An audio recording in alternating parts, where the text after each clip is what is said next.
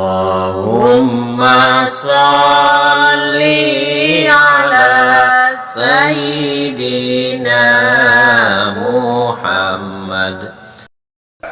Saya ingin menuntaskan mengenai tentang al-kafa'ah, karena ini dibahas oleh salah satu habaib di dalam pernikahan. Pokoknya tidak boleh ada pernikahan syarifah dengan orang biasa sampai dihukumi zina, haram. Berarti kamu menentang 4 madhab. Berarti Ba'alawi ini keren. Ba'alawi bahkan ada fatwa dari ulama Tarim mengatakan seperti itu. Kalau benar itu fatwa dari ulama Tarim, kita nggak tahu apakah itu permainan dari klan Ba'alawi sini atau benar dari Tarim sana, kan nggak tahu. Berarti Anda berkhianat dengan madhab manhajnya Madzhabul Arba'ah. Nih kata Maulana At-Tuhami, innan nikaha hukmuhun nadmu ala ma sahha min madhhabina wa naqala ruknahu zawjani wa syartuhu wali wa sighatul la ghairu fil muhassali wasyahidani syartu fid dukhuli wal mahru tardiyun alal maquli hadzal ladzi sahahu naqadu wa kullu dhi hijalahu munqadu. Ini tentang rukun dan syarat nikah loh, bro. Dengerin bro, yang kamu sanjung-sanjungkan itu lah ya. Satu pun tidak ada yang menjadi rukun ataupun syarat dalam pernikahan itu harus satu nasab, harus satu dzurriyyah. Gak ada. Aduh, lawan jangan, lawan. Lalu bagaimana dengan al-kafa'ah yang dimaksud dengan Nabi Muhammad SAW? Harus ada kesetaraan. Ingat, makanya ngaji di pesantren. Mereka itu kadang-kadang juga gak ngaji di pesantren, walau alam ngajinya. Al-kafa'ah itu al-mu'tabaroh. Ingat, nih saya buka sebelum baca dalam tafsir Ibnu Katsir, saya buka di dalam kitab Fathul Wahhab, ya, karya Asy-Syaikh Zakaria Al-Ansari. Al-kafa'ah wa yuqsadu bil kafaati musawatu halir rajuli li halil mar'ati. Secara definisi yang dimaksud dengan kafaah itu adalah kesetaraan kondisi mempelai putra dengan kondisinya mempelai putri. Harus ada keseimbangan. Di dalam kitab Fathul Wahhab, apakah al-kafaah itu termasuk syarat sahnya di dalam pernikahan atau bukan? Faslun fil kafaati, al kafaatu al mutabaratu fin nikahi la lisihatihi bali anna haqqun lil mar'ati wal wali falahuma isqatuha. Itu kata Syekh Zakaria Al Ansori.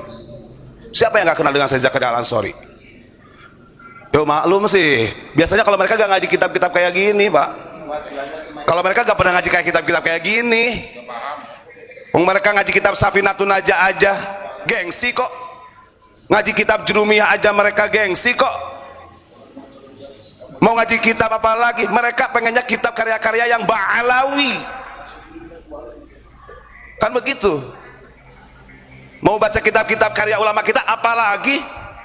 Ulama kita itu dianggap kecoa kok. Ulama kita itu ada juga dianggap seperti celengan semar kok. Yang makanya pemahamannya ini justru sangat menyalahi daripada Madzhabul Arba'ah. Dengerin kata Syekh Zakaria Al Ansori di dalam kitab Fathul Wahhab, al-kafa'ah, kesetaraan itu hanya bagian daripada mu'tabar. Ya, mu'tabarah itu apa sih? Artinya anjuran. Ingat ya, di dalam nikah memang ada anjuran, la lisihatihi, bukan dalam syarat sahnya pernikahan al-kafa'ah, kan begitu.